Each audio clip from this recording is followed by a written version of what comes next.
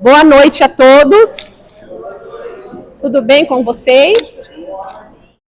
Já quero pedir uma super gentileza para que todos se aproximem. Vamos ficar o mais pertinho possível. Vamos nos unir, vamos nos conectar uns com os outros. Pode ser, meus queridos? Tá ótimo. Maravilhoso.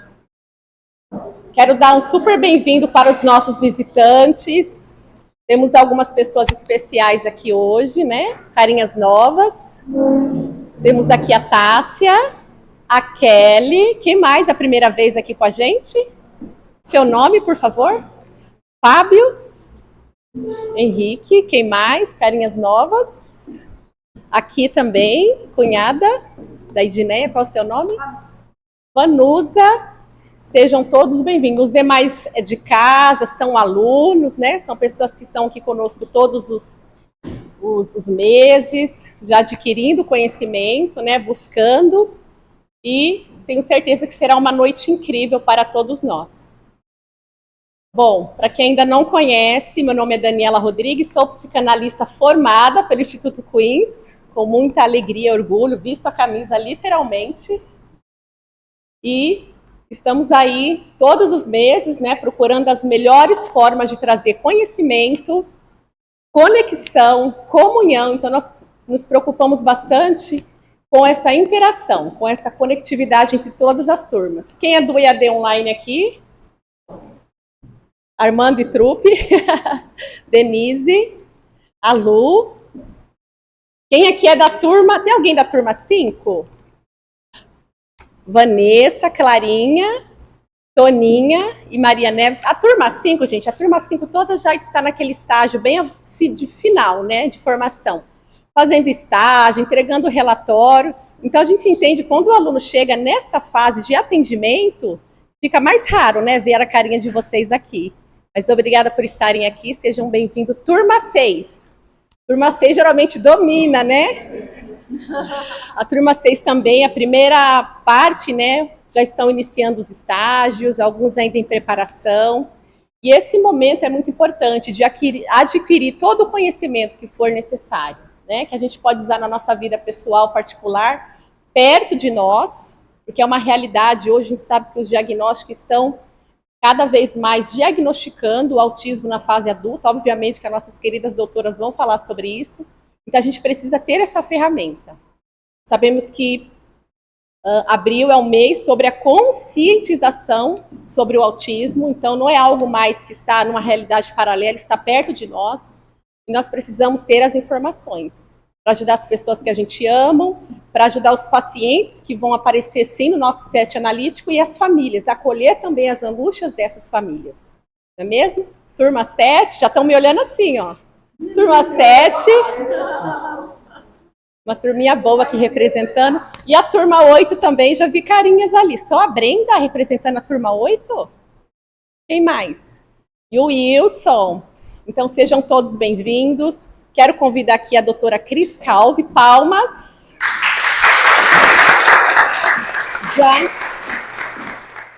Já conhecido de todos, né? E ela chegou nessa especialização que ela fez nos Estados Unidos, ela chegou assim com uma sede de transmitir o conhecimento dela.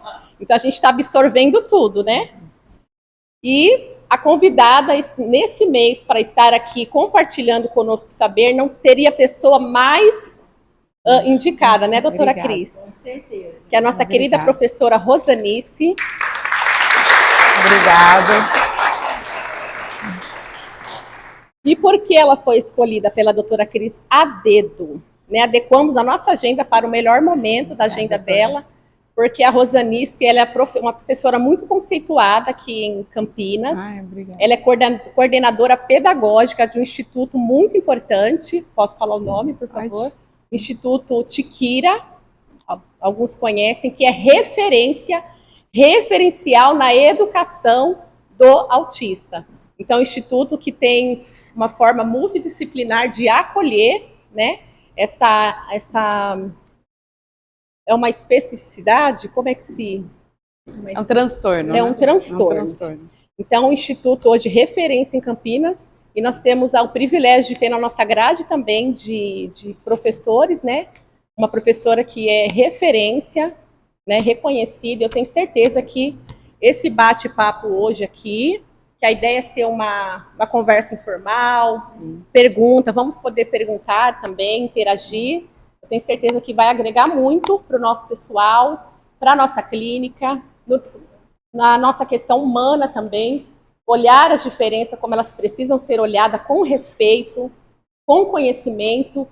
Eu tenho certeza que vai ser uma noite incrível. Não vou embora antes da hora. No final teremos aquele momento clássico, que é do cafezinho, do coffee break, das guloseimas. Vamos tirar aquela foto maravilhosa para nossas redes sociais e contamos com todos vocês aí nesse momento de muito conhecimento. Amém. Bom, a palavra é com a doutora Cris. Yes. Boa noite a todos, a todas, a todos. E para mim sempre é uma alegria muito grande estar aqui com vocês, sempre trazendo um tema bem pertinente, né? Dentro da nossa área da saúde mental e emocional. Gosto sempre de falar das duas, né? Tanto as emoções como o nosso psique, né? Porque eles andam juntos os dois e eles precisam estar em equilíbrio. Então eu quis trazer esse tema convidando a doutora Rosanice, que para mim sempre foi um orgulho muito grande tê-la como aluna do nosso instituto, formada aqui pelo nosso instituto, e pela capacitação dela, o conhecimento tão grande que ela tem. Eu falo assim que a gente aprendeu mais com ela do que ela com a gente, porque é uma troca muito, muito boa, e principalmente com essa patologia que hoje o diagnóstico ele está sendo feito e aparecendo também. A gente vai falar muito sobre isso, porque quando a gente fala em autismo a gente pensa em crianças, e não só crianças, mas como o diagnóstico ele está vindo também para adultos. Olha só, mas como assim? Em adultos? Sim. Em adultos, desculpa o termo, burro velho, né, gente? Porque o adulto já viveu tudo que ele tinha que viver e ainda acaba descobrindo que tem um diagnóstico de autismo, né? E a questão do TDAH, porque para mim, doutora, as duas coisas estão ali, né? Meio que desencadeia uma da outra, né? Eu, como um TDAH nível severo, que acho também que eu tenho alguns uns traços de autismo leve, bem leve mesmo, a gente fica percebendo em nós mesmos, né? A gente estuda um pouco mais sobre a patologia e a gente acaba pensando, poxa vida, nossa, eu tenho isso, eu tenho aquilo, mas a gente tenta administrar tudo aquilo e mesmo se tiver tudo bem, não tem problema, vida que segue, vamos aprender a lidar com tudo isso. Então hoje, Rosanice já esteve aqui várias vezes falando sobre o assunto. Quem já esteve numa palestra com ela aqui? Gente, algum de vocês já estiveram aqui? Ela falando sobre o autismo? Espetacular, né? O conhecimento dela é incrível. Mas hoje eu quis trazer algo especial para vocês. Porque o que acontece? Quando vem fazer um workshop, uma palestra, o que mais sobre ainda mais esse tipo de assunto, o que mais fica na nossa mente, na nossa cabeça? Um ponto de interrogação muito grande. E muitas vezes não deu nem tempo de você fazer uma pergunta sobre essa questão e sobre esse tema, porque tem muito assunto para a gente, desculpa, para a gente falar. Então hoje eu resolvi fazer um bate-papo com ela, vou fazer algumas perguntas. Gente, eu gostaria que vocês anotassem ao decorrer todas as dúvidas, para que a gente, nos últimos 30 minutos, a gente possa abrir para perguntas. Enquanto ela estiver falando, a gente estiver ali se conectando uma com a outra, pode ser que a pergunta que eu vou fazer é a sua também. Então, não precisa. Então, se até o final desse workshop a sua pergunta não for respondida, aí no final você traz para que a gente possa, né, responder a vocês, ok? Então, Rosanice, com você. Obrigada, doutora. É uma honra para mim estar aqui com vocês. Eu amo esse lugar. A doutora Cris, eu falo para ela que eu sou muito grata a ela por todo o conhecimento que ela compartilhou comigo no período que eu estava cursando a psicanálise. Então é uma honra poder estar aqui novamente e compartilhar um pouquinho daquilo que eu amo também. Eu falo que os meus dois amores é a psicanálise e o autismo.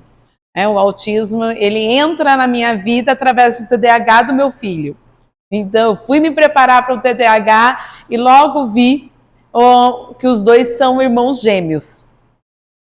E são as mesmas áreas do cérebro, também as questões que nós vamos ver algumas comorbidades. Mas antes de começarmos, né, eu gostaria de pedir a você que você fizesse duplas aí, que você se espalhasse e no decorrer da palestra eu vou falando um pouquinho daquilo que eu trabalho e também daquilo que eu estou à disposição de vocês.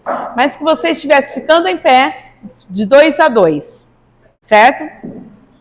Então, vamos ficar em pé rapidinho para nós não perdermos tempo. E é o seguinte, você vai se pôr à frente da sua dupla, né? De quem você escolheu. Frente a frente, tá? Nesse frente a frente, ok? Deixa eu só passar as orientações aqui. Quem tá sozinho, gente? Tem aqui ó, uma pessoa. Ali, ó. Aqui, ó. Tem mais alguém sozinha por aí?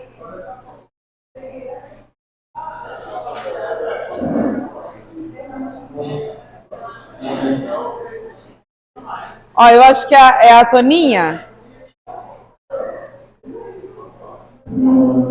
Todos estão com duplas.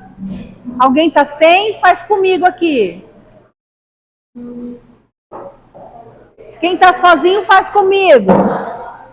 Olha lá, ó, com a doutora Cris. Vem. Vocês vão fazer o seguinte. Vocês vão expressar para a pessoa que está à sua frente. Então, vocês vão escolher quem vai começar.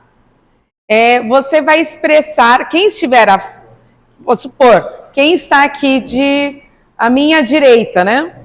Então, todos que estiverem à minha direita, vocês vão ficar imóveis, não vai abrir a boca para nada. Você não vai dizer nada. Quem está à minha esquerda, tá? Então, quem estiver à esquerda, você vai ter que expressar algo para a pessoa que está à sua frente, porém, sem utilizar palavras, só utilizando gestos, ok? Então, vamos lá? Todo mundo entendeu? Não. Fala de novo. Quem estiver à minha direita, então todos que estiverem à minha direita, vai estar imóvel, sem expressar nenhum tipo de reação. Quem estiver à minha esquerda não vai utilizar a comunicação verbal, as palavras, vai utilizar apenas gestos para se comunicar com quem está à sua frente. Tá? Eu já fiz, não. Vai gesticular alguma coisa, o que você quiser naquele momento. Porém, você não pode tocar, abraçar, você vai apenas fazer gestos, ok? Eu vou falar o tempo, quando terminar vocês vão inverter, tá bom? Eu não vou nem dar, eu vou cortar o som e vocês vão inverter os papéis, ok? O que para fazer primeiro mesmo? Pode começar. Você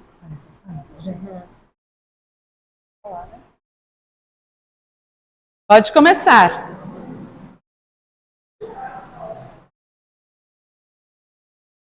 Para você fazer, eu fico quieta. Sem pressão. Pode aumentar mais, se tiver isso.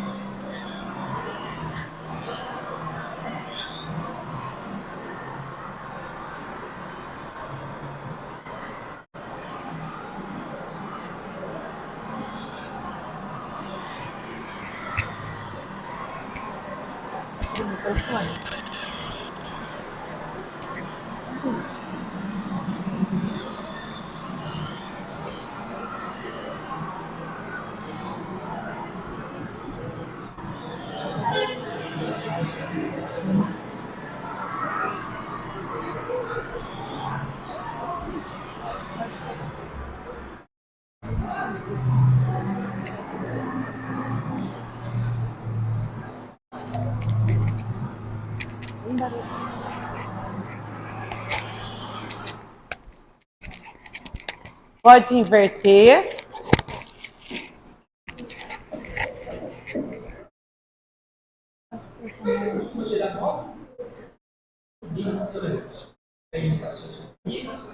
Bate na porta e reza.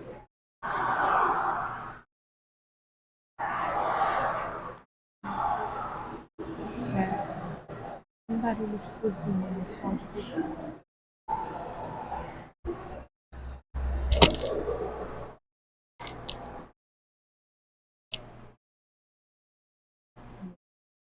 Bom?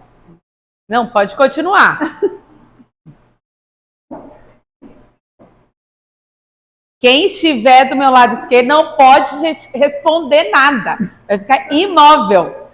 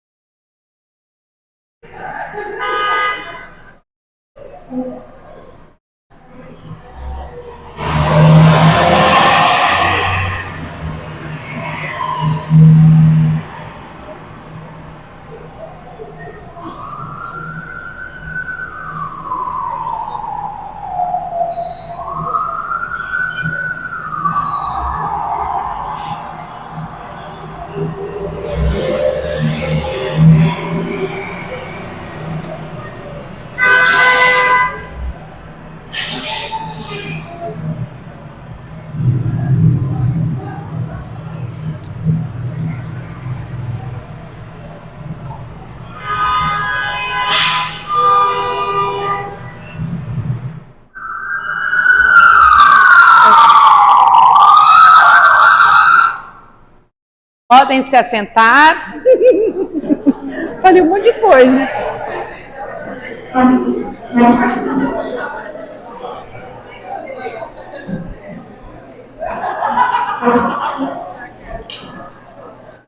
Foi muito difícil? Sim? O som? Então, ó, o som te socou, a colega disse. O que mais que foi difícil? A interação? Ah, não ter reação. Ok. Fica mais agitado com o som. É isso que acontece dentro do cérebro de um autista. Essa é a melhor definição. Para que você possa entender os movimentos eu falo assim, dessa comunidade, eu costumo dizer dessa forma, porque o autismo é isso. São tantos barulhos e tantas coisas ao mesmo tempo acontecendo que há uma dificuldade do entender o outro, dessa compreensão das informações que estão sendo lhe dadas àquele autista.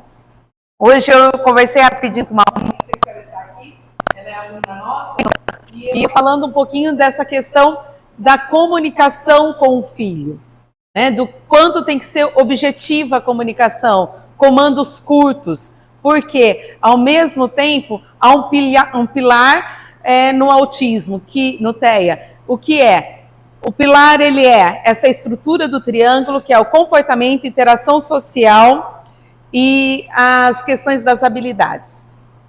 Então, é muito difícil para o autista ter o controle sobre todas as coisas, porque muitas vezes, se ele é um leve, ele é uma forma, tanto leve como severo, nós precisamos entender que há uma decodificação diferenciada do cérebro nas informações recebidas. Então, tanto a transmissão como a recepção, há um vão aí, há uma distorção nisso. Por isso, essa dificuldade. Então, o barulho, o autista, ele é extremamente sensorial. Ele tem uma dificuldade não apenas nas habilidades, mas também nas questões das comorbidades, que daí é a questão gastrointestinal, é a questão sensorial, é tudo muito extremo ao autista. Então, o barulho que você estava ouvindo, você ainda estava suportando, apesar de trazer o incômodo. Para o autista, ele não estaria mais dentro deste lugar. Então, a vontade de sair correndo logo de uma vez. Então, esse incômodo quanto aos barulhos, a questão da iluminação, a questão do paladar do autista é diferenciado, o olfato do autista também é diferenciado. Então, tudo no autismo há os seus extremos. Nada é mediano, sempre há uma potencialidade. Eu tenho observado muito, né, depois que eu decidi, né, a gente trazer esse tema aqui, eu comecei a pesquisar e comecei a observar mais as pessoas na rua, né, e até vaga de supermercado hoje, vocês já viram? Que vaga de supermercado também tem lá o símbolo, né, do autismo, para eles poderem parar. E observando, e a gente vê que são pessoas diferentes. A gente que tem um pouco mais de olhar, uma sensibilidade, um conhecimento melhor, se a gente trocar algumas palavras, a gente já vai perceber que é diferente, que tem alguma coisa diferente ali. Então, como eu sou curiosa, muitas vezes quando eu percebo, né, ou no supermercado, ou no shopping, e a gente vê um movimento diferente, porque a partir de hoje vocês vão começar a ter esse olhar, principalmente com essa patologia. Então eu comecei a observar e comecei a ver o movimento do quê? Das mães com os filhos no shopping caminhando. E eu pude perceber que muitos ali tinha algo diferente. E eu, como muitas vezes sou caruda, depende do dia eu tô tímida. Depende do dia eu tô mais, né? E aquele dia eu tava mais, assim, propensa mesmo a interromper. E, oi, tudo bem? Como vai? Posso fazer uma pergunta? Como que você chama, né? E comecei ali a interagir do nada, gente. A interagir do cara de pau, né? Interagir do nada. Lógico, me apresentei, falei. E olha, naquele dia, naquela tarde, acho que eu abordei quatro mães, né? Ali no shopping, gente. E todos eles com traços, né? Que eu percebi. Sim. E acho que 2 era leve, né? Um era moderado e o outro um pouquinho mais, né? E aí eu vejo quanto essas crianças, esses adolescentes são, agora adultos, né, que a gente vai encontrar muito na clínica hoje, são diferenciados. Então, eu queria fazer uma pergunta para você. Sim. Mediante a isso, eu queria te perguntar se o autismo é um problema psicológico. Ele é um problema psicológico? O autismo, ele é um transtorno. Ele não é, normalmente nós achamos que é uma doença. A doença é aquilo que é a dor de cabeça que você tem, tomou o remédio, pronto, passou. É aquilo que pode ser medicado e há um prazo de duração. No caso de um transtorno, o que acontece com o autista, ele tem na parte do desenvolvimento durante a gestação, então ele tem essa deficiência no neurodesenvolvimento dele. E o autismo, ele é uma carga genética. Então, vem normalmente de uma carga genética masculina. Por isso que nós vemos um número muito grande de meninos autistas. E hoje, no Brasil, são 2 milhões de autistas diagnosticados, fora os demais. Né? Fora os adultos que vêm com um diagnóstico tardio. No mundo, são 70 milhões de autistas. E as meninas? São menos por quê? Tem algum diferencial? Por que as meninas são poucas, as meninas? Sim, o que nós vemos é que tanto no TDAH como no autismo, o número de meninas são 6 a cada 6 pacientes são 5 meninos e uma menina. O que acontece é que nos nossos cromossomos não há uma deficiência como no masculino. Então, por isso que é uma característica da genética masculina. Então, é por isso. Mas o que se tem visto é que nos últimos anos, nos últimos 15 anos, essa mutação também tem acontecido por conta de questões dos hábitos alimentares, das questões do uso das tecnologias, e nós vemos o quanto isso também já tem influenciado na carga genética. E a partir de quantos anos, assim, vem o diagnóstico, a gente pode perceber na criança ou no bebê, assim que ele nasce? Assim Como que ele é nasce. feito isso? Hoje em dia, o diagnóstico ele é bem fácil, né? Tanto que nós ouvimos muito, por que tantos diagnósticos? Isso é uma febre, o que está acontecendo é uma distorção na área médica, por isso tem se dado muitos diagnósticos? Não, o que acontece é que nós temos mais estudos. Se nós pensarmos, a psicanálise e o autismo andam junto a junto, né? Então, ao mesmo tempo, aí não tem 100 anos de estudos. Então, o que acontece é que hoje há uma facilidade, um conhecimento muito maior sobre o autismo. Então, com 6 meses já é possível começar um pré-diagnóstico ou uma hipótese diagnóstica desse bebê. Por quê? O bebê autista, ele não olha nos olhos na hora de amamentar. É isso que eu ia te perguntar, Sim. né? Os sinais, quais são os sinais? Então, o não ter o contato do olhar, não tem a interação social com a mãe. A mãe sabe que quando o bebê vai amamentar, ele fica mexendo no rosto da mãe, o olhar, né, se cruza ali e tem essa percepção. O bebê, ao nascer, quando não tem, já é algo que se pode ser estudado, que nós levamos sempre em conta. Carga genética. Existem autistas na família?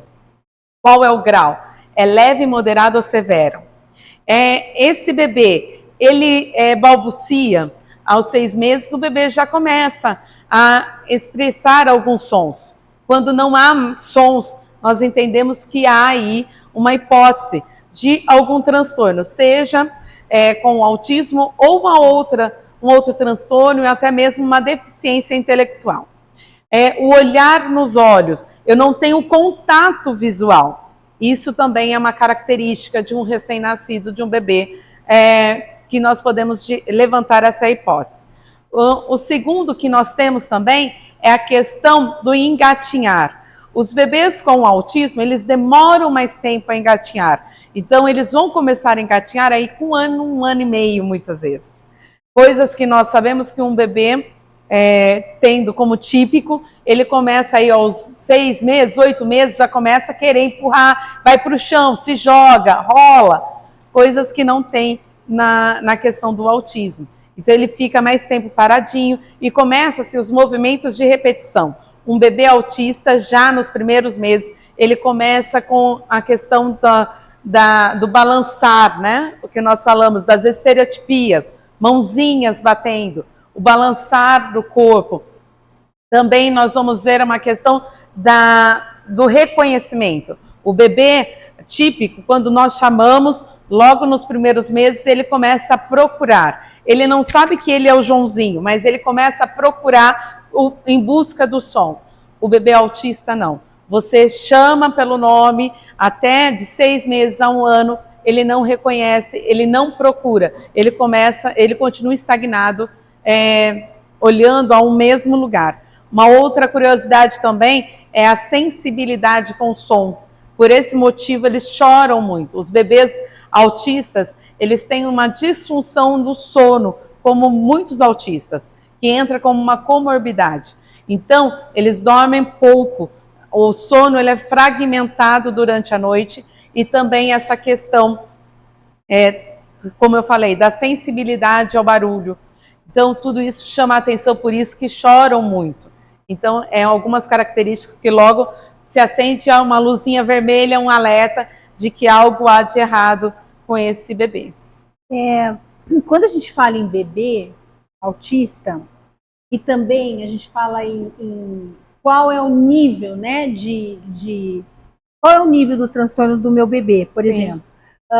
Nessa fase da infância, o profissional, né, que vai dar o diagnóstico, né, que é o psiquiatra, né? É o neuropediatra. É o neuropediatra. Sim. Que vai fazer toda a avaliação. Isso, do momento que nasce até os 3 anos, que daí pega a primeira infância, é quando é o ideal para ter esse diagnóstico. Quanto antes, essa criança diagnosticada, ela pode ter uma mudança de nível. Por quê? Nós precisamos entender que nós ouvimos isso muito no nosso curso, da plasticidade cerebral, ou seja, a possibilidade que o cérebro tem de se reorganizar diante de qualquer mutação, de qualquer mudança no nosso organismo. Então, o cérebro ele vai montar diante de uma deficiência, diante de um problema, de um acidente. O que acontece? O nosso cérebro ele se reorganiza diante da dificuldade para suprir aquela falta. Por exemplo, os surdos.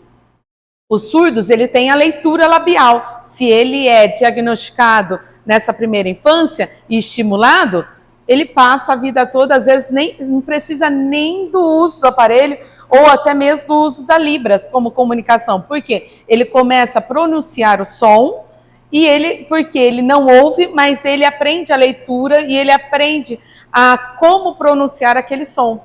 Então eu tenho contato com algumas pessoas que possuem essa deficiência e que passa desapercebido, mas tem o diagnóstico, entra dentro do padrão, os níveis altíssimos de surdez. Isso acontece com o autismo também. Toda deficiência estimulada precocemente, você tem um suprir. Há uma cura? Não, porque é um transtorno. Eu tenho uma deficiência no neurodesenvolvimento desse cérebro. Eu pego a parte frontal desse cérebro. Há uma deficiência ali, porém o cérebro se reorganiza para suprir a deficiência. Então, por exemplo, se é diagnosticado nível moderado, eu tenho conhecimento de alguns pacientes que eles regrediram para o nível leve. Por quê?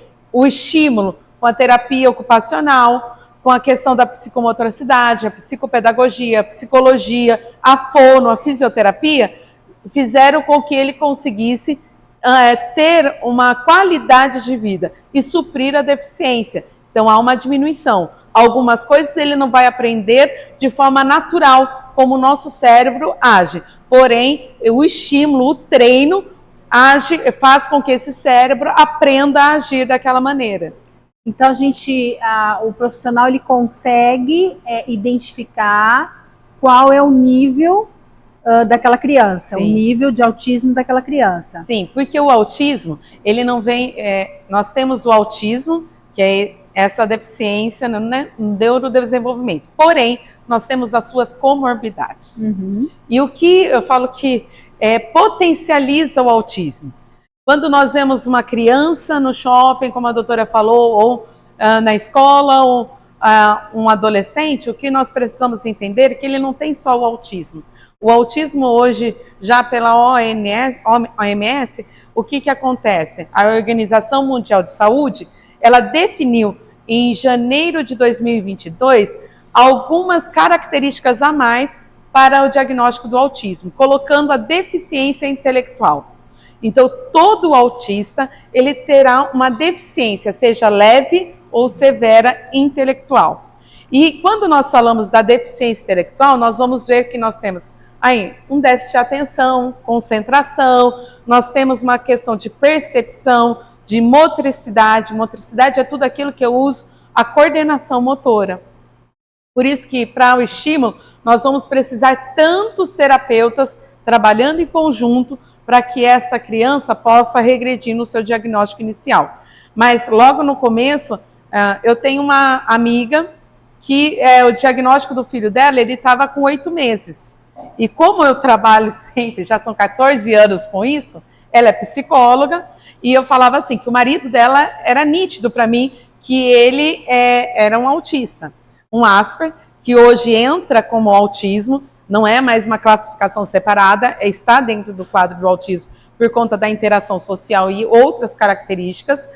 E ele, assim, o que me chamava a atenção desse rapaz, eu fui me mudar, eu morava em Fortaleza, e eu estava voltando para Campinas, e ele resolveu ir ajudar na mudança. Nós estávamos pintando a casa e ele foi ajudar. E eu falava para o meu marido na época, olha, não deixa fulano vir para cá que ele vai me tirar do sério, porque eu estou mudando.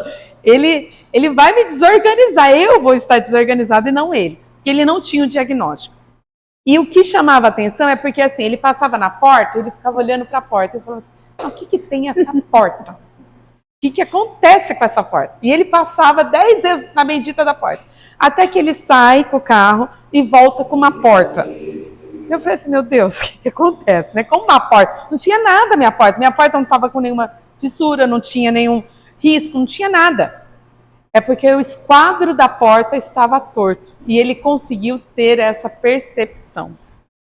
Por causa do quê? A sensibilidade. Né? O autista tem isso, por mais que ele seja leve. Então, algumas coisas vão trazer um incômodo para ele. Então, ele passava, enquanto ele não tirou aquela porta e colocou no enquadro certinho com o pai dele, que era pedreiro, ele não parou um minuto. Mas o bebezinho dele, eu já estava observando. E logo que eu voltei, a esposa dele me ligou e falou assim, Rose, me tira uma dúvida. Você acha que o fulano é autista? O menino tinha 8 meses. Eu falei, sim, ele é um autista. Por quê? Por causa disso. Não, não é. Ela é psicóloga. Não, ele não é, Rose. Ele é um autista. Para ela, era desapercebido porque o aceitar o diagnóstico é difícil para os pais. Então, quando ela falou assim, você tem certeza absoluta, por que você está me perguntando isso? Porque o médico está diagnosticando ele e eu falei que eu ia refutar o diagnóstico porque ele não é. E daí eu tive que ter uma conversa clara com ela, que o atraso dele e aquilo que ele teria de prejuízos na história dele viria por conta dela, não pela deficiência dele. Porque ela não aceitava o estímulo precoce. Então, nós precisamos ter esse olhar, né? São 2 milhões de autistas, nós vamos encontrar e como nós vamos auxiliá-los no processo. Né? Voltando a falar um pouquinho sobre a síndrome de Asper, né? Sim. Porque muitas vezes, bom, você está me falando que agora foi classificado Sim. como até ontem não, né? Até janeiro de 2022 era uma classificação à parte, né? Então, a pergunta é, qual é a diferença? Existe alguma diferença da síndrome de Asper e do TEA, que é o transtorno do autismo? Sim. A diferença é que o Asper é o que nós chamávamos anteriormente das múltiplas habilidades. Era o superdotado. Isso era o quê? O super nerd? O super nerd. Nós temos aí nos relatos, né, teóricos, o nível do QI deles é extremamente superior. Só que o que acontece, né? Eu costumo dizer, eu gosto muito das questões quando nós fazemos o laboratório. O que é o laboratório? Você vai para um lugar, isso na psicanálise, ou até mesmo em outros cursos que você fizer, é a observação do outro. Se você quer trabalhar na área comportamental, observe os movimentos. Eu costumo ir para o shopping, sento no banco e fico observando o passar das pessoas, as relações, as conversas, e isso vai apurando o seu olhar clínico para o outro. Então, o que acontece com o Asperger é o superdotado, é aquele que tem o nível de QI elevado, porém, ele tem uma dificuldade de interação social. Você quer encontrar um número alto de Asperger, é você ir na Unicamp, na USP, então, é claro ali. Nós vamos ver também algumas escolas, porque é aquele que não precisa estudar, ele tira as melhores notas, aquilo cansa para ele não consegue ficar preso à mesma atividade por muito tempo, porque a facilidade dele de compreensão é muito alta. Então, isso nós vamos encontrar. Uma das características no caso do autista leve, ele vai ter uma dificuldade de interação social, porém, com o estímulo, ele consegue lidar com o outro dentro daquilo, do quadrado dele, eu costumo dizer. Uhum. Ele tem as intolerâncias. O que a gente precisa entender que seja o Asper ou o autismo, né, o transtorno do espectro autista, o que acontece, nós temos essas questões com regras. O autista, ele é extremamente metódico, seja em qualquer uma das classificações. Ele precisa ter uma rotina. Ele tem uma questão das habilidades dele que precisam ser treinadas. Ele tem o hiperfoco. Quando ele gostar de uma coisa, ele vai saber tudo a respeito daquilo. Então, é nítido. E quando nós começamos a esse treino do nosso olhar para o outro, fica mais fácil quando você percebe, como a senhora falou, eu vi no shopping, meu filho costuma dizer que eu sou para-raio de autista. Não, é por conta da habilidade. Você começa a olhar e você começa a ter a percepção do outro e entender quais são as dificuldades, o que está acontecendo naquela interação. Mas a diferença dos dois é a questão, o autismo há uma deficiência intelectual, o Asper há uma superdotação. Todo Asper e todo autista, eles são TDAH? Não. Não necessariamente? Não necessariamente. O TDAH, ele entra como uma comorbidade. Então, alguns autistas, além do transtorno do TEA, ele vai ter o TDAH, ele vai ter o TOD, que é o opositor desafiador, ele pode ter o TOD, ou ele pode ter o TOC, o obsessivo compulsivo. Normalmente, o que acontece boa parte, eu falo assim, pelo conhecimento que eu tenho, pelo menos aí 90% dos autistas se tornam TOC também, apresentam o TOC, o obsessivo compulsivo. Por quê? Como ele sempre demarca, então ele tem uma regra, ele tem que ter uma rotina. Essa rotina ela se transforma em TOC, porque o cérebro começa a se tornar obsessivo em fazer aquilo sempre da mesma forma. Quando nós temos aí um autista de moderado a severo, que é quando você vê aquela criança no shopping que está rolando no chão, que está aos gritos e a mãe sentindo vergonha por aquilo que ela está passando, você pode ter certeza que o que aconteceu ali foi uma quebra de rotina. Então, às vezes eu estou no shopping, eu vejo uma situação assim, eu já vou interagindo, eu já vou chegando, porque eu falo, a gente trabalha há tanto tempo com o autismo que a gente vai pegando Olha, algumas eu aprendi coisas, isso no né? seu curso que você deu, eu aprendi Você isso. começa a ter as suas estereotipias. Como eles têm a mão, eu falo que a minha é o estralar o dedo. Então, às vezes, eu estou tentando lembrar alguma coisa, eu começo. A estereotipia para o autista é o regulador do comportamento. É porque algo está incomodando, algo está fazendo, tirando ali a atenção dele, algo está desorganizando. Quando eu tenho uma desorganização, é quando eu tenho um gatilho para um surto. Às vezes você vê, escuta os históricos, a mãe dizendo, porque ele só me bate, porque ele me mordeu. Mas aquilo é porque houve algo que quebrou uma rotina, ou que ele não conseguiu. Talvez, boa parte dos autistas, eles não dão função à fala, à linguagem. Eu tenho a linguagem, eu tenho a comunicação verbal, eu não tenho surdez, porém eu não dou função. Então eles não utilizam. Por isso da estimulação precoce. Então, do mesmo jeito, eles precisam de algo que regularize, algo que traga de volta, que acalme. Então, alguns deles vai ser a mãozinha, vai ser o fly, andar na ponta dos pés. Então, isso nós vamos ver muito. Mas nem todos são TDAH. Um número, assim, é significante, porém, não faz parte de uma... Não necessariamente. Não é parte da característica para se diagnosticar um autista. Voltando a falar um pouco da fase da criança, Sim. que na psicanálise a gente aprende as fases, né? Fase oral, a fase fálica. Sim. E a fase Anal. Anal. Sim. E a minha pergunta é referente ao autista. Ele tem todas essas fases? Ele passa por todas essas fases? Depende do nível de autismo, né? Se eu tenho o leve sim, ele passa, porém do moderado ao severo, posso ter um atraso. O moderado ainda pode passar por todas as fases, agora o severo não. O severo ele vai ter um atraso mental.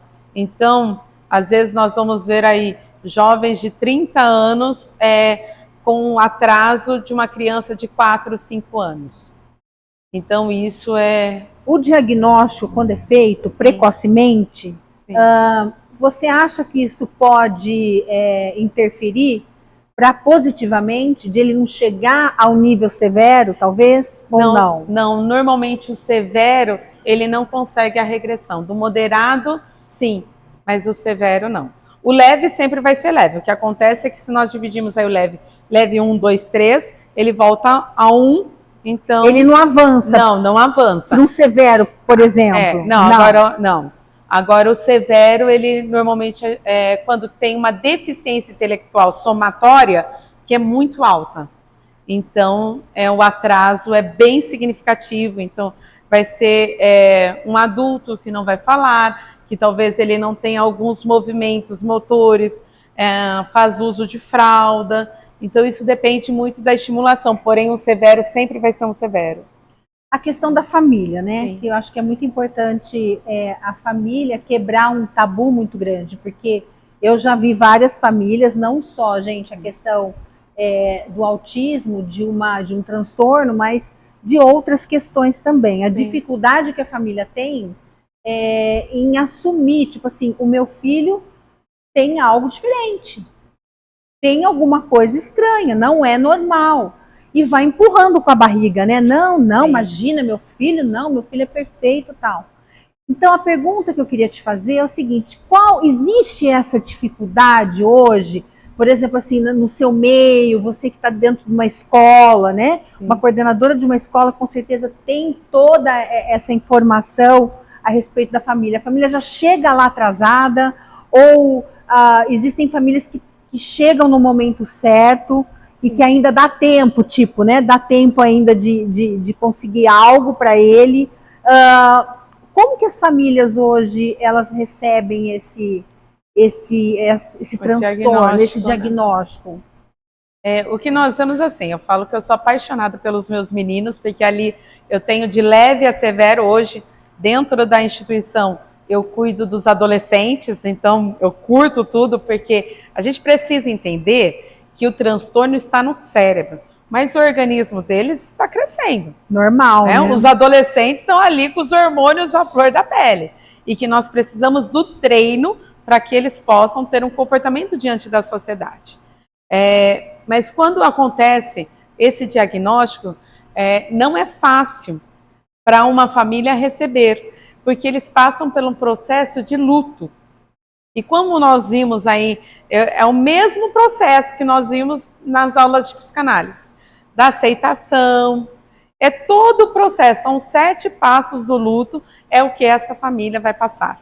E só que o que acontece, às vezes se prolonga, como nós temos o luto, né, de um ente querido, e nós sabemos que passou de 2 anos e meio, vira uma patologia da família, porque aquela pessoa que você não consegue se despedir, isso traz um transtorno para você no sentido emocional.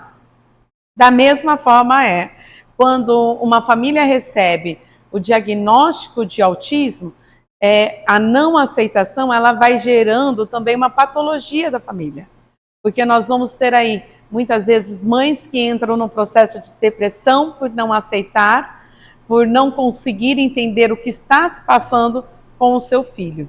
Eu costumo dizer muito, né? Eu tive uma experiência há alguns anos atrás com um autista severo, que quando eu cheguei para o pai e falei assim, o pai não aceitava de jeito nenhum e o que a gente precisa entender é que quando chega moderado e severo, eles são extremamente agressivos. E isso faz parte de uma das características. O leve, ele é agressivo, mas a agressão dele vai como o TOD, porque ele vai ser opositor e desafiador. Muitos leves têm o transtorno TOD como comorbidade. Agora, esse pai, no caso, o filho era severo, extremamente agressivo, e um dia eu cheguei para ele por conta da psicanálise, porque eu fui para a psicanálise primeiro pelos meus filhos e pelos meus alunos. Como eu poderia ajudar essas mães a passarem pelo processo do diagnóstico? E eu cheguei para esse pai e falei assim, quando você vai enterrar o seu filho? Ele olhou para mim e falou assim, você tá louca? Você está querendo dizer que é para me matar o fulano? Eu falei assim, não. Você tem que matar o filho idealizado. Aquele que ia ser jogador de futebol, que ia ser um advogado, que ia ser um pegador, que ia ser o seu parceiro aonde você estava. E ele, quando eu falei isso, ele começou a chorar. Ele falou assim, você não está falando isso? Eu falei, estou. Enquanto você não matar esse, o da sua realidade não vai ter qualidade de vida. Quando ele passou um tempo, nós começamos a ver a mudança de comportamento do menino. Porque naquele momento, o confronto com aquele pai trouxe a ele a reflexão daquilo que ele esperava. Ele tinha uma expectativa, por isso ele não amava por completo o filho dele. Ele não aceitava. O amor dele era um amor ainda superficial, porque esse não é o que eu pedi, não era isso que eu esperava, não era isso que eu queria para mim. Porque eu falo, eu decidi trabalhar com autismo. Então, quer dizer, as minhas marcas roxas, o já ter acontecido alguns acidentes, chute no rosto, trincar nariz, isso eu sei que eu posso passar por trabalhar com eles. Agora, o pai e a mãe que está ali, eles não esperam. Então, por isso, o nosso olhar da psicanálise no tratar esses pais. E não pense você que esse é um nicho que nós temos, que são muitos. São muitos os pais. Todas as semanas eu tenho aí numa faixa de 3, 4 famílias que me procuram para que a gente possa fazer um trabalho, porque eles não sabem mais como entender aquele filho, eles não sabem a leitura daquele filho. Se eu tenho a comunicação verbal, ok, ele vai falar, não gosto disso. Se eu não tenho, como que eu vou entender o que ele está querendo me dizer? Como eu vou entender o que ele está me pedindo? Então, por isso, esses pais entram num desespero e têm a não aceitação. Eu não quero isso para a minha vida. Porque nós precisamos entender, nós falamos da primeira infância, mas o autista, ele vai até 70 anos.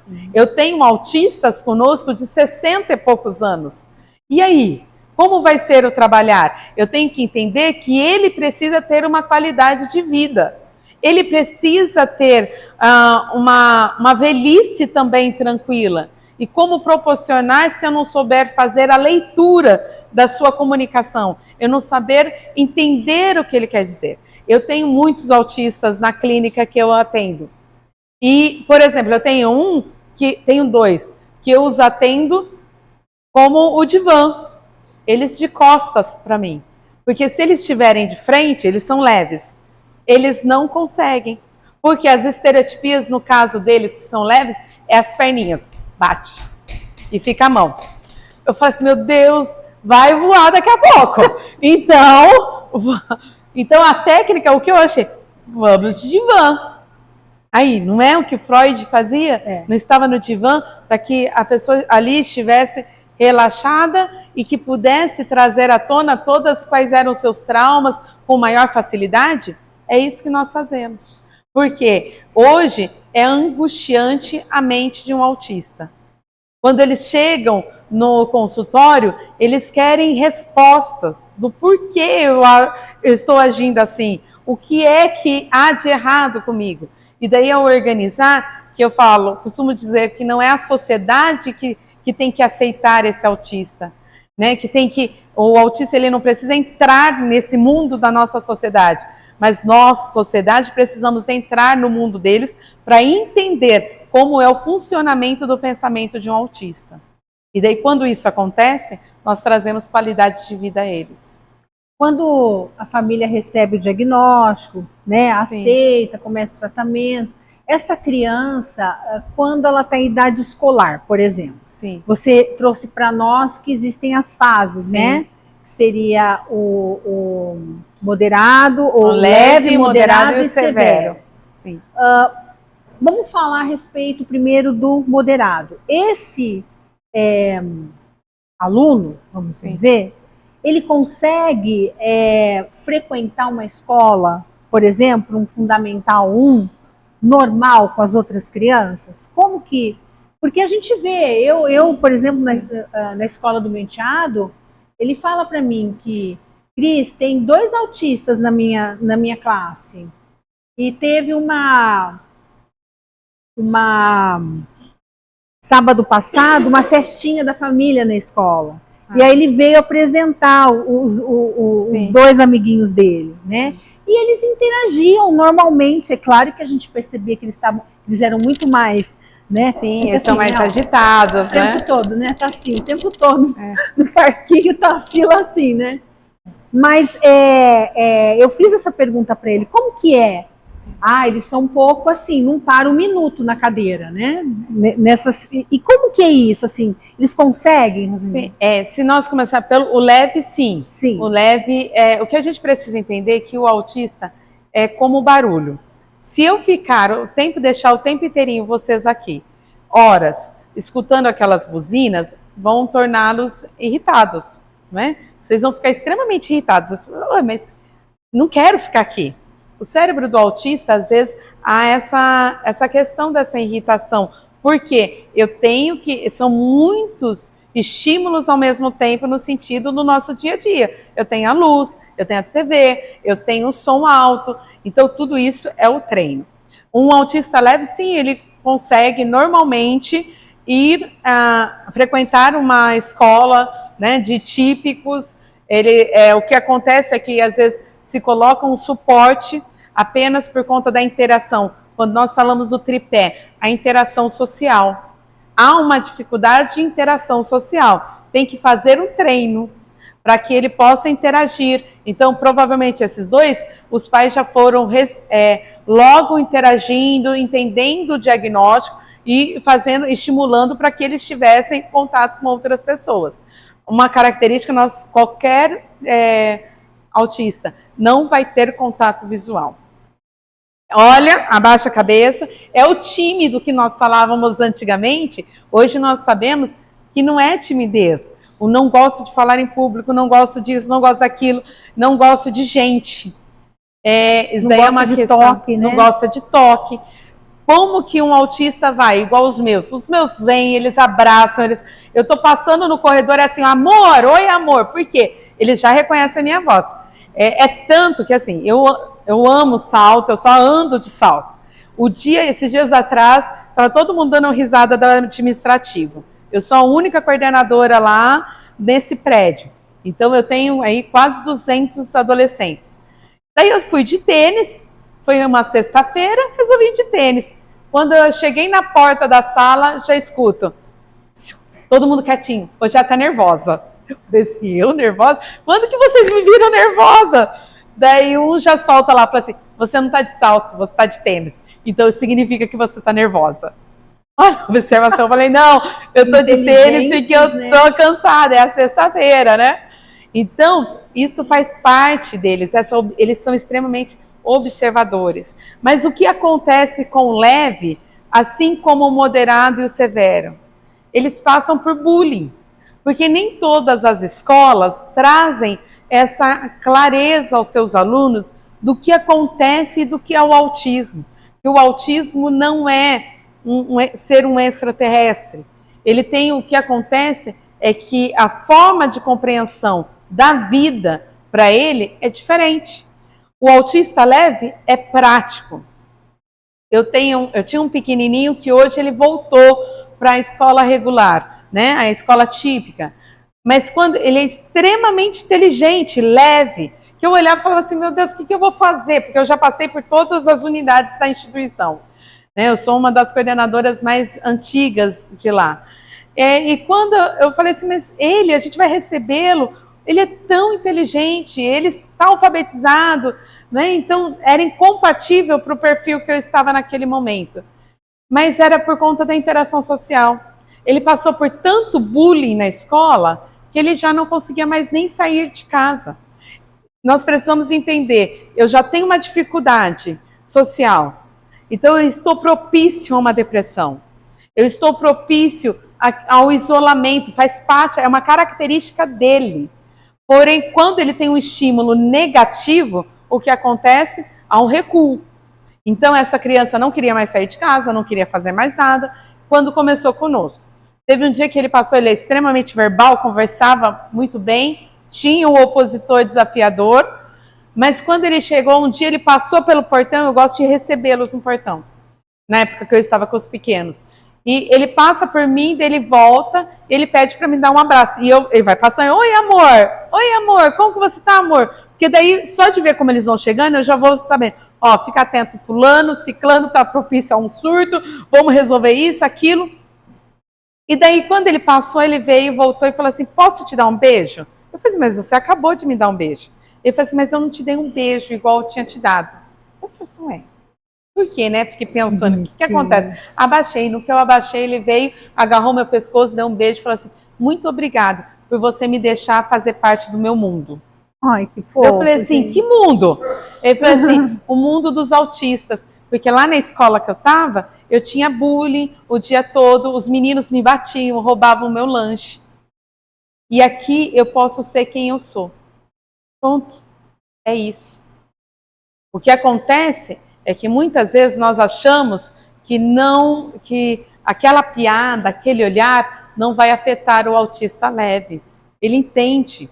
Ele compreende o que está acontecendo. Muitas vezes, por não ter interação social, ele fica num cantinho. Eu tenho um adolescente de 18 anos e ele fala assim, quantas vezes eu já escutei na escola os meninos dizerem que tem medo de mim porque eu sou um psicopata e eu vou matar todo mundo ali.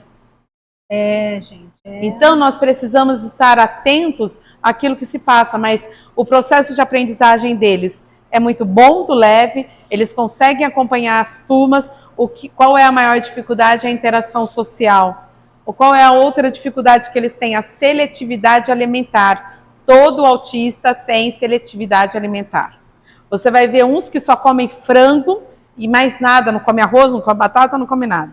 Outros que comem um alimento muito líquido. Outros que comem só farinha, porque até o paladar deles é afetado. Tem, igual esse pequenininho, ele levava uma marmita na hora do recreio. E os meninos zombavam dele, porque para ele, o lanche dele era uma marmita. Ele tinha que comer comida às 9 horas da manhã. É toda uma rotina, é tudo uma rotina, é o paladar dele. Marca aí sua pergunta, depois, gente. Depois, eu sei que vocês estão malucos para perguntar. Tá? Mas se nós avançarmos para um moderado, o moderado ele vai ter algumas dificuldades maiores do aprendizado. Ele pode ter um atraso na questão cognitiva dele, porque daí a deficiência intelectual ela é mais abrangente. Voltando a falar um pouco sobre o diagnóstico, né? O diagnóstico, você disse que é feito pela neuropediatra? Sim. E como que é feito esse exame? É de sangue? Como que é feito esse exame? Não, o exame que é feito para o diagnóstico... Teste, né? Talvez teste. Não, o que é feito é a observação. A primeiro momento. Nós temos alguns exames genéticos, mas que são caríssimos. Então, hoje, na rede pública, não se tem esse exame. Então, o que nós fazemos é anamnese, que é a mesma que nós fazemos na psicanálise. O que tem são alguns detalhes. Normalmente, o que acontece é feito, né, quando nós colocamos, algumas instituições colocam, como a PAI, a Pestalozzi, é feita essas avaliações diagnósticas. Aqui em Campinas é a PAI quem faz. Mas se nós pensarmos o número que há de crianças todos os dias chegando da rede pública ou da particular para que seja feita essa avaliação, é um número muito grande. Então, às vezes, o que se antecipa, alguns pais fazem, alguns testes nós temos, não de carga genética, porque o de carga genética é um valor muito alto, então são poucas as famílias que normalmente se propõem a fazer, alguns fora aqui em São Paulo, no Einstein, ou então alguns preferem ir até os Estados Unidos para fazerem esses exames. E daí é feito exame de sangue e é feito todo o histórico genético para entender aonde há uma lacuna e que vem a questão do transtorno.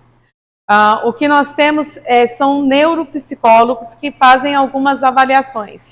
É feito a anamnese, entendendo que essa criança, esse adolescente, chega com uma hipótese, ou pelo neuro, pelo pediatra.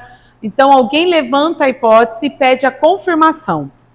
A confirmação, normalmente, sempre é, no caso, só um adulto que é pelo psiquiatra. Então, a criança e adolescente, até os 18 anos, quem faz é o neuropediatra. Dos 18 na vida adulta, quem faz já é o psiquiatra, essa avaliação. Levanta-se a hipótese, que já vem, por exemplo, como eu sou psicopedagoga também, então, tanto pela psicanálise como pela psicopedagogia, nós não diagnosticamos, nós levantamos a hipótese. Qual que é a hipótese? As características observadas são tais. Normalmente eu faço isso de 8 a 12 sessões, às vezes até menos por conta da experiência. Então eu tenho uma formação, uma prática na área do autismo, por isso às vezes reduzo o tempo. Mas é feita a avaliação, seja o médico também não vai olhar e falar, não mãe, é verdade, o pediatra não vai olhar nem o neuro. Ele vai pedir algum tempo de observação dessa criança, é feita a anamnese daí pelo profissional, pelo neuropsicólogo, e é feita algumas avaliações. Se ele está no processo de alfabetização, se é bebê, vai ver somente pelas cargas genéticas no sentido, o pai tem autismo, não, o irmão tem, ou o sobrinho tem. Vai puxar o histórico dessa família, a anamnese, e fica com essa hipótese até conseguir a comprovação, às vezes, de forma mais eficaz. Se dá um laudo provisório. Em outros casos, quando está no processo de alfabetização, o neuropsicólogo faz todas as avaliações, porque alguns são testes escritos, e daí dá um diagnóstico de fechamento também, mas assim, a probabilidade de 96%. Né? Então, o que eles estão usando? Na questão do adulto, que ele é fenotipo autista. Ou seja, ele tem características de autismo, porém, eu não tenho como diagnosticá-lo devido a interferências desse processo, porque nós somos frutos do meio, assim como o autista. Nós temos a influência do lugar onde nós estamos inseridos, como o Rousseau nos ensinou. Então, o que acontece? Essa influência também pode distorcer aí quando é num adulto. Mas o que acontece hoje é o neuropsicólogo, é um dos principais profissionais para fechamento desse diagnóstico. Bom, então é feito todo o diagnóstico e aí a vida muda, né? A vida da família acaba mudando, da família, da própria criança, do adolescente, acaba mudando. Essa criança que se tornou, né, um adolescente, ele consegue ter uma vida normal? Ele consegue, mesmo mediante todas as dificuldades, ele consegue estar com alguém, por exemplo, se relacionar com alguém, ter uma namorada, um namorado, se casar? Se nós falarmos do leve, sim, leve ele tem a vida normal. Eu tenho adultos leves que são casados, que estão com filhos. O que acontece é sempre aquela questão, né, do se adaptar ao autista. É a tolerância. Quando eu tenho um leve, eu preciso entender, como eu disse, ele é objetivo. Na fase adulta, o que ele era o birrento, às vezes, quando está lá na primeira infância, o que é o opositor desafiador, esse opositor vai crescer. E não sei se vocês se lembram de um personagem que tinha do Chico Anísio, acho que era a escolinha do professor Raimundo. Professor Raimundo. Tinha um que era extremamente metódico. Então ele gostava de tudo nos mínimos detalhes, ele era o chato ali, então tudo que perguntava para ele perguntava por quê? Bom dia, por quê? Por que tá bom dia? Tá chovendo? Tá nublado? Eu falo que ele era um autista leve. Por quê? Ele vai ser sempre muito claro. Quando nós falamos da questão frontal do cérebro, é o senso de justiça, é o senso de ética, é aquilo que a gente tem. Isso eu não vou falar. Eu não vou falar que a roupa tá feia. Eu vou. Então, assim, eu tenho um lá que ele começou comigo lá no Queens, ainda quando eu atendia no outro prédio. Né? Então, ele, no dia que ele foi para avaliação, para começar o início, ele não falava nada, ele sentou e não abria a boca. Eu falava assim, mas ele veio fazer o quê? Não sabia que ele era um autista. Então, a mulher que marcou a pedido dele, mas até então eu não tinha dito o porquê. E daí eu me apresentei, ele se apresentou, sentou na minha frente, não abria a boca para nada. Quantos anos? Ele tem hoje ele está com 33, foi o ano passado, foi o início do ano passado. Ele, do ano passado não, eu estava com 34, retrasado, 34. E daí ele simplesmente estava com 32 anos e ficou ali o tempo inteirinho. Só que nisso a energia caiu, porque estava um temporal feio lá fora. E apagou a luz, ele simplesmente apagou a luz, a Dani bateu na porta e falou assim, olha, acabou a energia, eu acho que na época a Dani estava lá também. Falou assim, olha, eu acho que ele não vai ter como seguir, Então, dá continuidade, Rô. Depois, no outro dia e tal, tudo bem, Dani. Voltei para a sala, falei assim, olha, então a gente vai continuar essa conversa um outro dia, né? Então, já que nós nem iniciamos, mas com uma falta de energia, ele pegou, tirou o celular e falou assim, existe luz no celular para quê?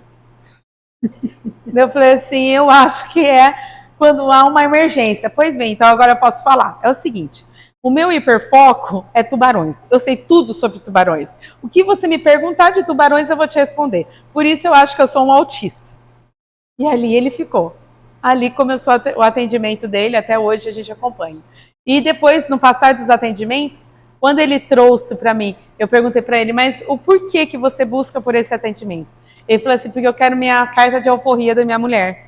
Porque ela não entende que quando eu deixo a chave naquele lugar é para ficar. Quando eu guardo as coisas daquela forma é para ficar daquela forma. E outra, para os meus amigos eu sou estranho. Por quê? Alguém me pergunta alguma coisa, eu logo respondo o que eles estão me perguntando. Eu não vou ficar fazendo voltas para dizer, você perguntou, então significa que a verdade você quer ouvir. E a mulher dele, e ele fala assim, eu tenho que ter uma vida melhor com a minha mulher. Por exemplo, ela comprou uma roupa e ela veio perguntar para mim, o que você acha, amor, dessa roupa? Ela colocou para eles saírem a roupa. E ele olhou para ela e falou assim, nossa, que horrível essa roupa.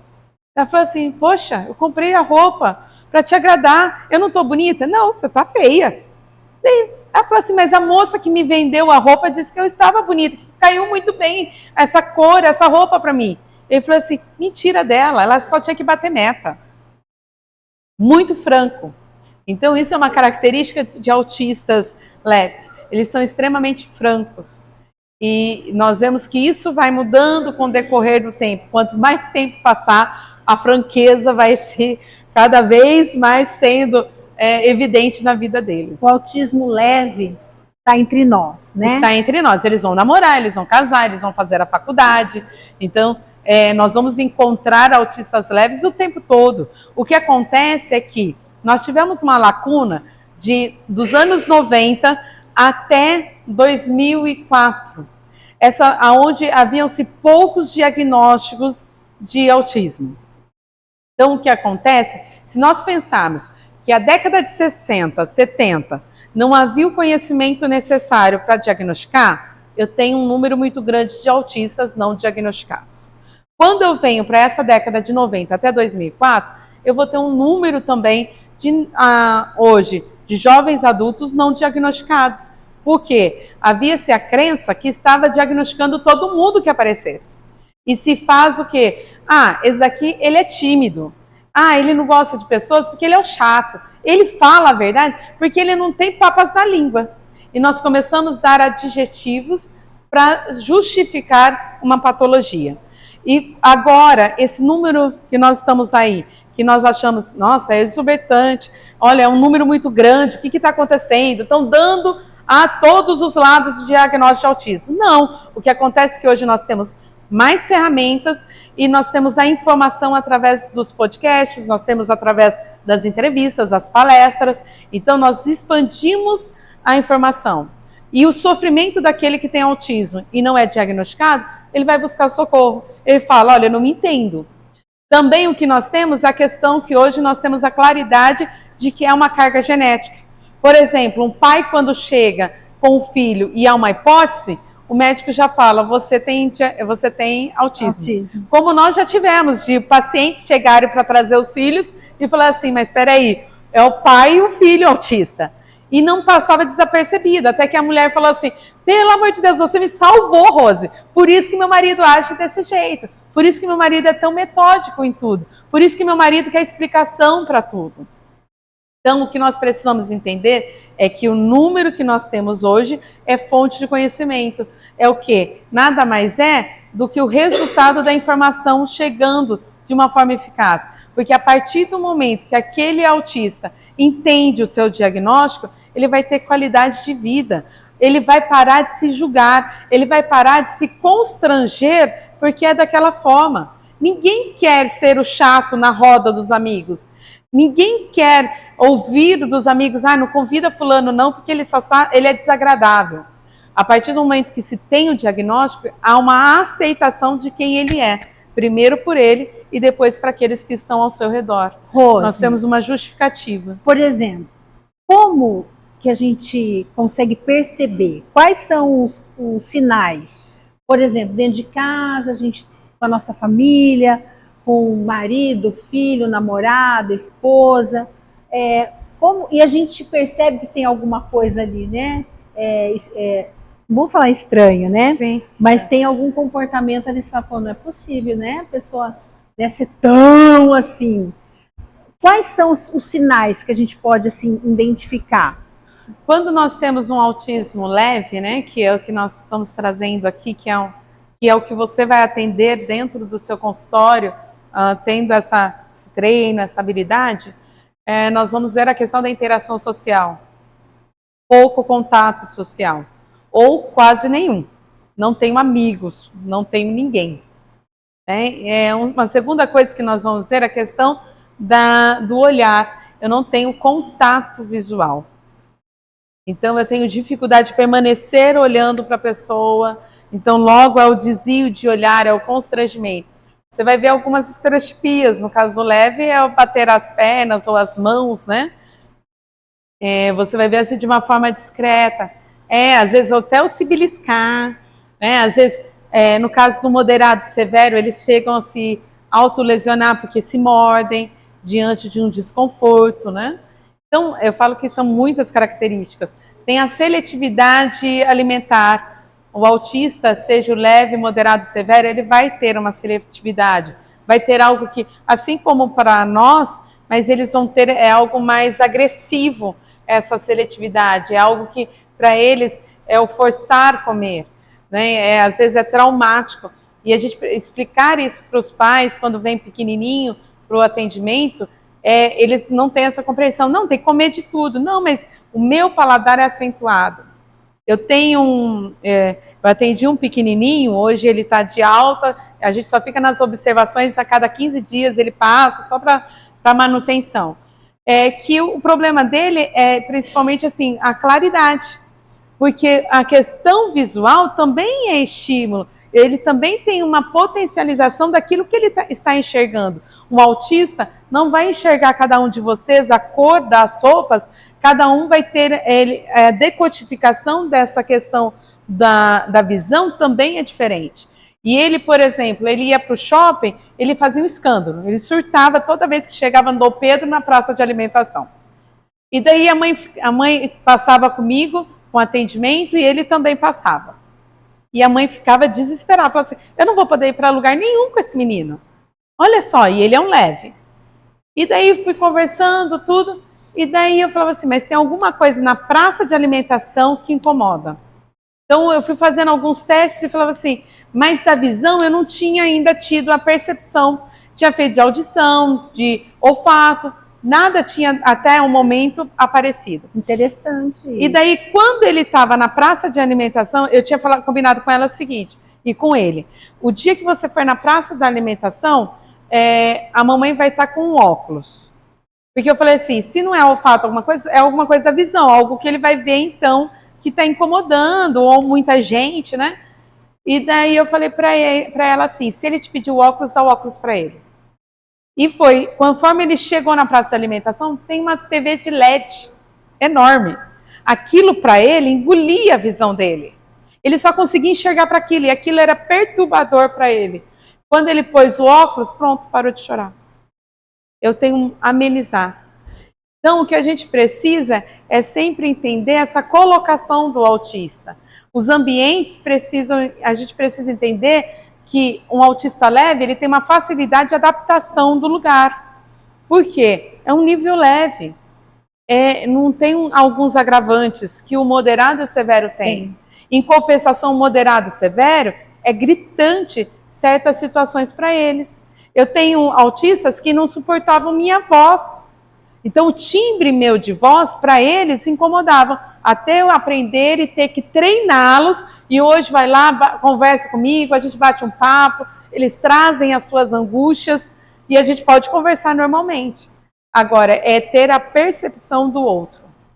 O tempo voa, né, gente? Dá vontade de ficar aqui a noite inteira, né? Só falando desse assunto. Agora, a minha última pergunta, depois a gente vai abrir para vocês falarem. Quando é feito o diagnóstico, faz o acompanhamento, claro. Sim. Ele tem que tomar alguma medicação, né, Sim. ou a vida inteira? Como que é feita essa questão da medicação? Eu falo que é muita informação, né? Vocês me desculpem quando eu vou pescando, assim, falando muito rápido, talvez para vocês, mas eu falo que é um tema, assim, encantador, né? Eu falo assim que o autismo, para mim, eu sou apaixonada, então daí que eu falo muito mesmo. Eu preciso entender, o leve, às vezes, o que eu preciso é se eu tiver uma comorbidade, igual o TDAH. Normalmente se dá risperidona, porque lembra que eu falei para vocês que eles têm algumas deficiências no sentido, comorbidades como no sono, gastrointestinal. Então, como eu tenho ausência do sono, às vezes é dado a risperidona. Para quê? Para que esse autista tenha um pouquinho mais de tranquilidade durante o sono, não tenha uma agitação. Aqueles que possuem a questão do TDAH, do déficit de atenção, então às vezes é dado uma questão de uma Ritalina, assim como é dado para o TDAH, para que ele possa ter um prazo maior de atenção. Ou outras medicações nesse controle do comportamento. Porque como eu tenho a questão da interação social, a questão do comportamento que interfere muito, essa agitação que às vezes o autista apresenta, então se dá uma medicação para regular. Se eu tenho moderados e severos, normalmente eu preciso de medicações que sejam mais fortes, para que eles possam ter um momento maior de atenção, para que eles possam ter um controle da sua agressividade, porque eu preciso entender que conforme o nível, eu vou tendo lesões maiores nesse cérebro, eu vou tendo atuações maiores do transtorno nesse cérebro, e daí eu preciso sim de controle de medicação. Muito bem, gente, então vamos lá agora. Eu vou primeiro ali, que foi o primeiro que levantou a mão, depois eu venho aqui, tá? Depois quem foi? Ali e aqui, vamos indo, tá? Então vão pensando aí já nas... Cadê? Quem foi? Ali. Aqui, Sim. Peraí, calma. Vai falar aqui. Obrigado. Alô? Não, sem encostar. Só deixa eu seguir. Pode falar. Esquece o microfone. Pode falar que eu seguro. Na verdade, são duas perguntas. Sim. Juntas, né? A primeira, a causa do autismo é exclusivamente genética? Primeira. Sim. A segunda existe a possibilidade, ou já se detectou, a possibilidade de algum defeito, alguma falha no desenvolvimento da infância, aquelas fases, oral, anal e tal, né? Alguma falha de desenvolvimento. E daí gera um autismo. Ou maltratos, algum tipo de agressão na infância, produzir o autismo como se fosse genético? Não. O autismo, ele o fundo principal dele é a carga genética, e hoje nós sabemos que eu tenho na carga genética uma disfunção, mas eu tenho um gatilho também. Esse gatilho pode ser a questão alimentar, esse gatilho pode ser a questão social, né, as interferências que nós temos na questão cultural. Nós sabemos mas o principal é carga genética. Ela sempre vai ser de carga genética. Por isso que em alguns momentos eu não apresento, falo assim, o avô é autista, o neto não é, mas o bisneto é. Porque essa carga genética vai passando de geração a geração. Mas nunca vai ser por algum maltrato ou por algum trauma na primeira infância. Ela é do neurodesenvolvimento, desde a gestação. Na gestação já, quando a minha filha ela fala assim, você fala errado. Quando a célula se divide, aí já acontece a questão da mutação, do caso da genética aparecer o autismo. Posso só falar, tá? Então, enquanto você estava falando, para mim foi muito familiar, porque o meu filho tem diagnóstico de TDAH e TOD. Certo. Tá? Então, assim, eu falei, nossa, é tudo isso aí que eu vivo em algum grau, né? Mas, assim, pensando assim, não só como mãe, também como estudante de psicanálise, como é que funciona? Porque, assim, o meu filho, ele faz TCC, que é o Terapia Cognitivo Comportamental. Sim. Quando a família vem, ela vem com sofrimento, com angústia, a gente consegue fazer análise com a família. Sim. Mas como é que funciona a criança? Assim, pensando na psicanálise mesmo, qual que é a estrutura dessa criança? Ela é neurótica, ela é psicótica? Como é que funciona? Eles entram em análise? Porque tem que levar muito em conta o DSM, né? Porque sim, a gente tem que saber o comportamento. Sim. Porém, assim, como que funciona na prática, conforme a psicanálise nos ensina?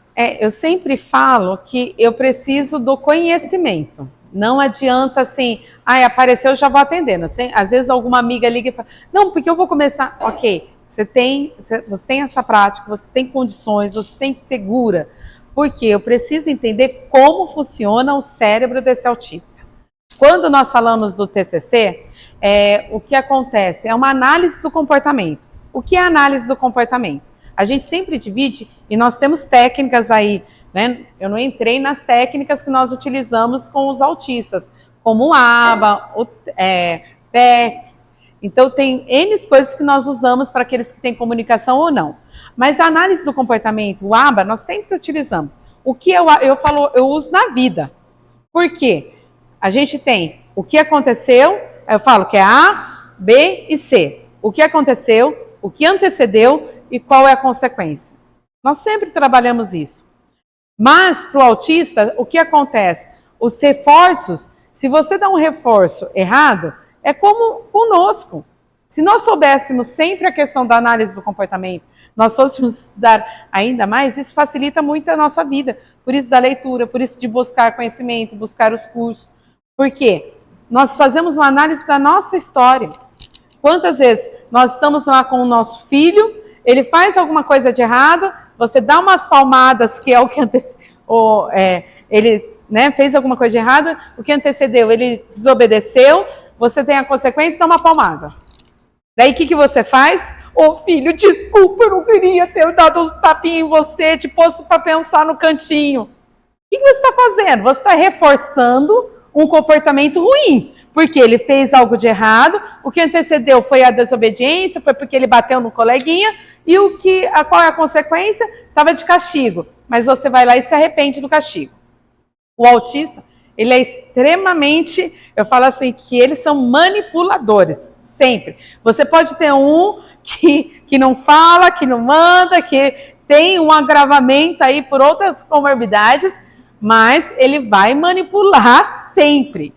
Então, o que acontece? É entender que seja ele o leve ou seja o severo, ter essa análise do comportamento. Qual que era a situação? O que antecedeu e qual é a consequência? E quando se tem a consequência, é entender, principalmente eu trabalho isso com as mães, de que se fez algo de errado, eu não vou dar um sorvete para ele. Se fez algo de errado, eu não vou pôr para pensar 2 minutinhos, depois eu vou lá e falar, desculpa, eu não queria ter feito isso.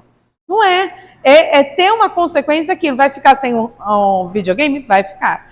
Quando nós chegamos para a psicanálise, e nós temos aí muitos estudos da psicanálise e o autismo, é essa questão da análise do comportamento mesmo, do que aquele paciente está fazendo.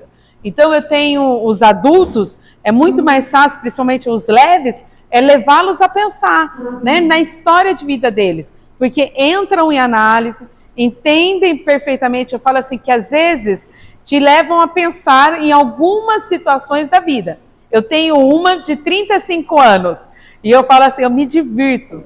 Eu falo que o consultório é minha Disney, porque todos os dias quando eu entro, eu falo assim, é diferente, me divirto no sentido daquilo de aprendizado que eu tenho com eles, o quanto eles me fazem enxergar tantas coisas. Porque ela um dia chegou para mim e falou assim, quem que é extraterrestre? Sou eu ou eram os meus colegas de infância? Porque nós tínhamos voltado aos traumas dos bullying que ela havia passado na infância. E ela simplesmente olhou para mim e falou assim, quando eu era pequena, brincava de pega-pega. Que graça tem isso?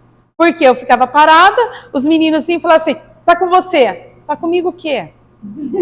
E daí eu falei assim, Rose, que graça tem sair correndo atrás de alguém e dizer, peguei! Ela falou assim, quem que é extraterrestre? Sou eu ou eram eles? Porque daí eles faziam bullying comigo, eles judiavam de mim, mas que sentido tem isso? E não é verdade? Não tem sentido. Então entra em análise sim, tem muitos traumas, conseguem fazer toda a decodificação daquilo que foi de carga ruim dentro da sua história e também abandoná-las, passar pelo processo terapêutico como qualquer outro indivíduo. Eu gostaria de saber se o autista leve, ele pode ser um pouco narcisista também? Olha, eu nunca vi um autista narcisista até agora. Não. Se for um Asper, ele pode ser perverso. O autista ele tem uma perversidade aí quando ele tem essa manipulação. Mas até o momento eu não vi um assim, ao extremo. Porque às vezes ele não tem essa malícia. Né? Eu preciso entender que algumas coisas ele precisa. Se ele viver com um narcisista, ele vai adquirir, porque é uma esponja. Eu estou em estímulos de comportamento. Então ele pode absorver o comportamento de um modelo. Mas assim, nato, eu nunca vi um autista como narcisista. Nós podemos pensar aí que tem um Asper, mas não teria essa perversidade a esse extremo se nós pensarmos o narcisista executivo, o narcisista, antes disso ele recua, porque ele precisa da interação social, né? O narcisista ele precisa do aplauso, ele precisa encenar. O autista ele não tem essa pegada do pensamento. Pessoa, por exemplo, tendo conhecimento do autismo, se ela pegar, por exemplo, a parte de... a gente tem o DNA. Sim. Né? Tem como a gente fazer uma avaliação através do DNA para prevenir alguma coisa futura? Não. O cromossomos, aonde ele é alterado, ele não conseguiu até agora. Não. Eu tenho famílias que são os 3 e mais filhos, todos os autistas, e mesmo fazendo todos os tratamentos, não consegue o bloqueador. Traz. Ele não consegue ainda um bloqueador para que não haja essa interferência na carga genética. Vem, infelizmente, ainda... aquilo que eu falei, é muito recente ainda o autismo. Então, ainda os cientistas estão nessa história, né? Quando a gente faz a fecundação no óvulo, mesmo assim, porque como é o espermatozoide masculino, não se conseguiu ainda bloquear a questão genética.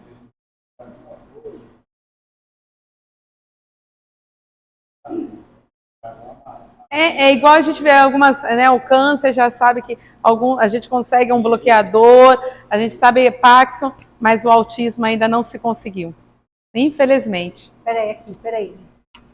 Tá. O Asperger é o que fala hoje que tem altas habilidades? Altas habilidades, tá, ou múltiplas habilidades. Entendi. Todo autista tem déficit de aprendizagem? Não. O que a gente tem, déficit de aprendizagem, sim, pode ter. O leve pode apresentar. Não tem deficiência intelectual. O leve, normalmente, não tem não é significativa deficiência intelectual. Mas o déficit de aprendizagem, qualquer criança, mesmo atípicas, elas podem apresentar, mas é uma das características do leve. Aqui, ó.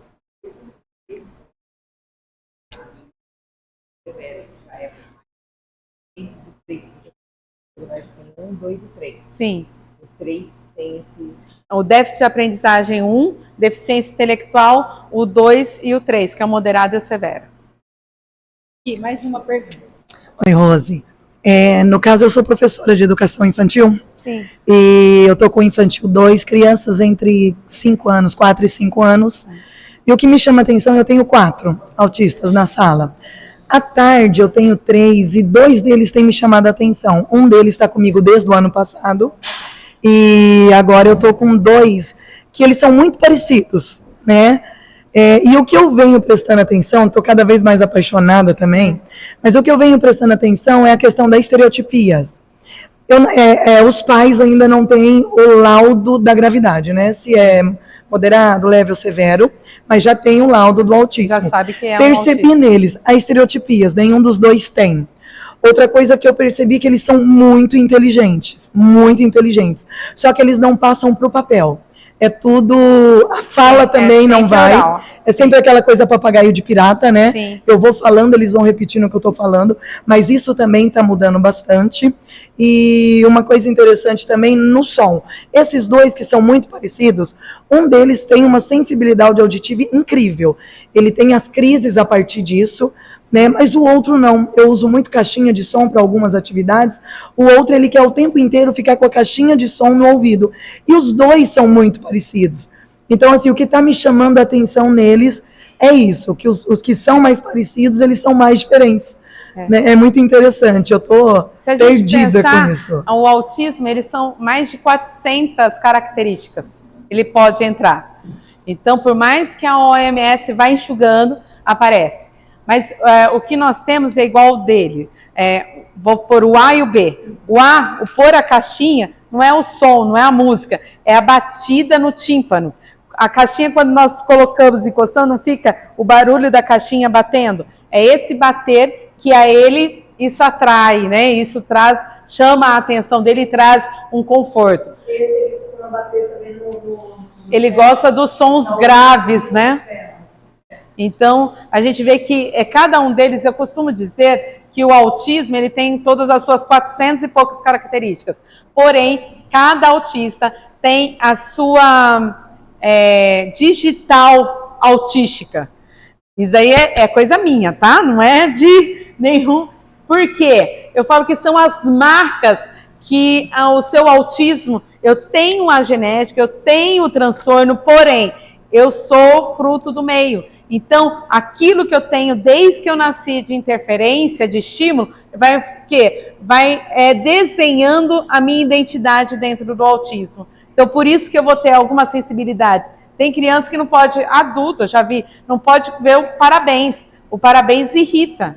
Então, você vai se tornando cada vez mais sensível. O que acontece como facilitador, que você pode sugerir a essa mãe, é um abafador. Então, põe aquele abafador, eu me tornei sensível às vezes a barulho, eu falo assim que eu tenho um pouquinho de um autismo comportamental, de tanto viver com eles. Então, de vez em quando eu vou lá e falo, por favor, pelo amor de Deus, Ciclaninha, me empresta esse abafador. Porque isso traz uma tranquilidade. Para que a gente possa trabalhar com autismo, eu falo que é sempre importante nós nos colocarmos no lugar daquele autista. Será que isso é bom? Será que isso é agradável? Como ele pensa?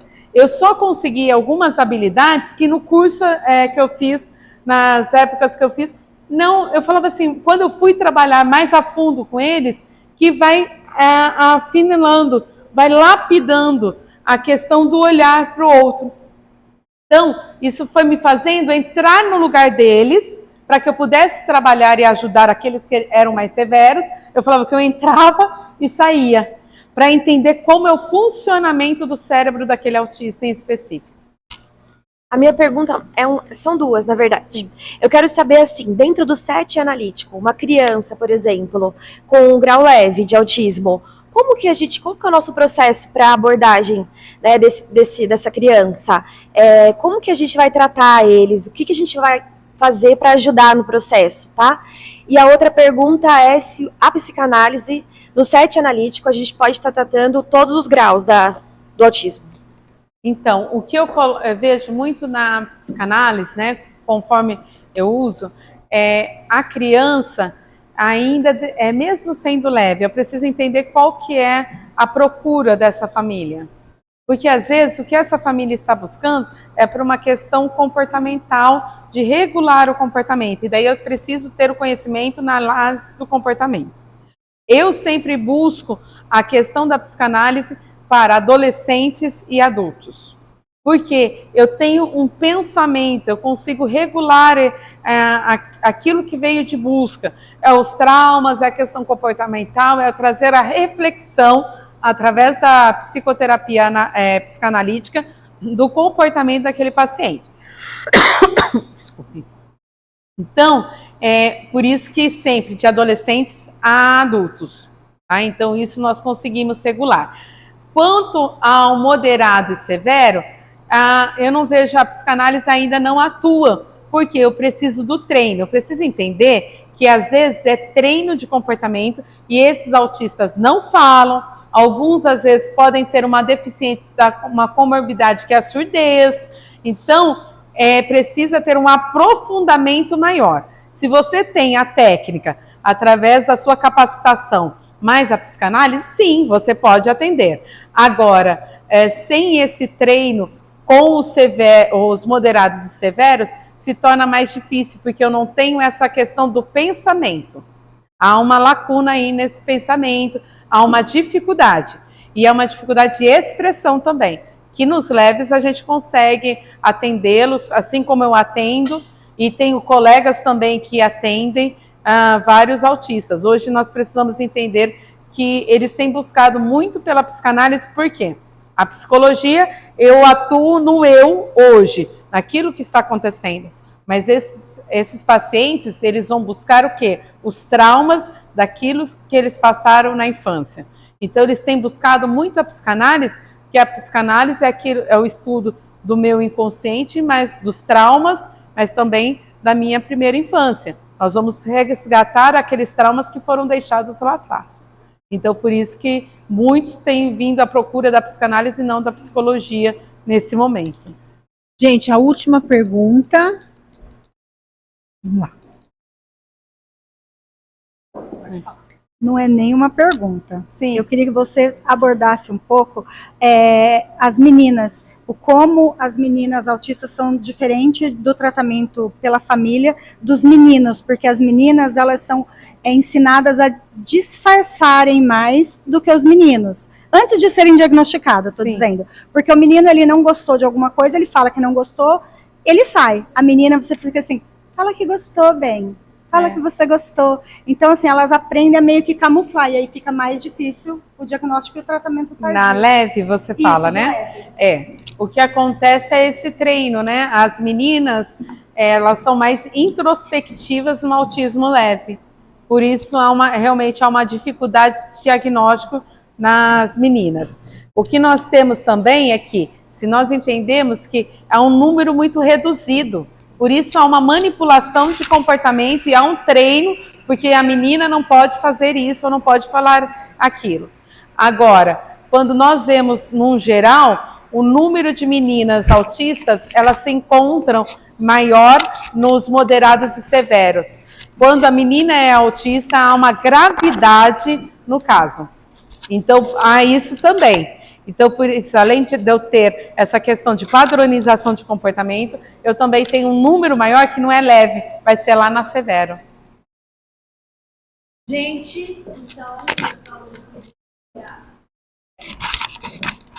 agradecer a presença de todos. Claro que a Rô vai estar aqui, né, Rô?